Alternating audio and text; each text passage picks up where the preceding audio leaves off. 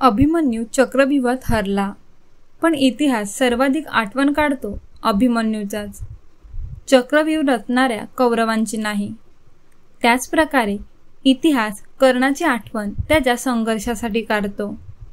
कर्ण किती योग्य किंवा अयोग्य होता यासाठी नाही.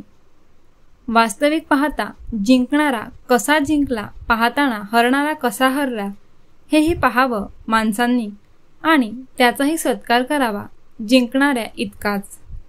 आपल्याकडे फक्त जिंकणाऱ्या लोकांच्याच नोंदी ठेवल्या जातात.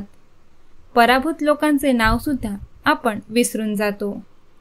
जिंकणं हे महत्त्वाचं असतं यात काहीही वाद नाही, पण या सर्वाधिक एक गोष्ट महत्त्वाची असते, ती म्हणजे संघर्ष. जिंकणाऱ्या आणि हरणाऱ्या दोन रेषेच्या मध्ये एक अस्पष्ट रेष असते, ती रेष असते संघर्षाची.